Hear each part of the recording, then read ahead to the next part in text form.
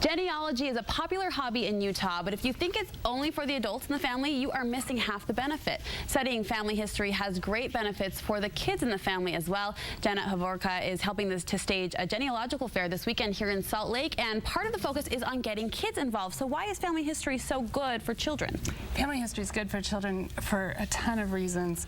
If you haven't done enough, if you haven't got a scoundrel in your family, you haven't done enough family history. And so knowing about those trends, understanding things that come down in your family history helps you be a more compassionate person. Also, if you don't have somebody inspiring in your family, you haven't done enough family history, and it's a great way to teach kids that's in my DNA, I can do this. It gives them a broad perspective on life, knowing that generations came before and that generations will come after, and that the decisions that they make affect other people besides just themselves, and it helps envelop them in a loving family atmosphere.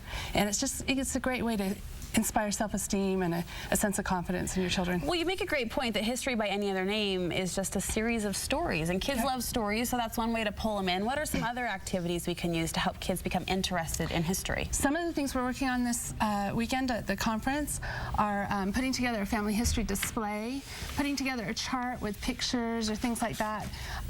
Helps give context and helps a child understand where they come from. We're doing a lot of journal prompts and things that even young children can do.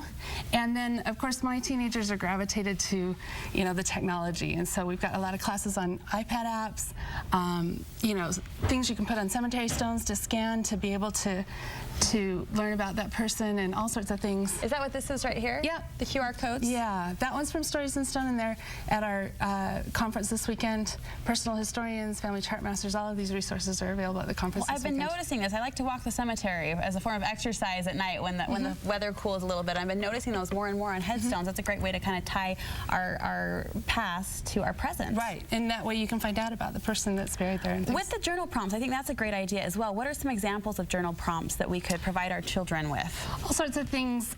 You can even just Google journal prompts. Things like what do you think the world will be like when you grow up, and all sorts of things to get your children, family history teaches them skills, just writing skills and research, and even my daughter's been learning how to type, in some of the family history projects that we've done.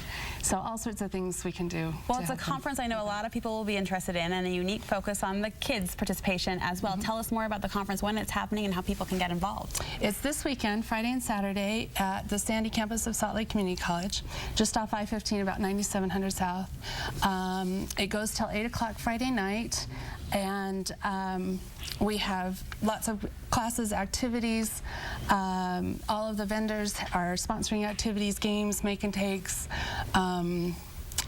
photo booth. It sounds fun. You can just show up and enjoy the fun? You can show up and enjoy the fun, or you're welcome to register at uggenealogy.org. All right. We will link you there from our website. If you like genealogy or you're looking to get more involved in genealogy, this is a great place to start, a great place to go. Janet, thank you so much for the ideas, and good luck this weekend. Thanks. We'll be right back with more in Studio 5.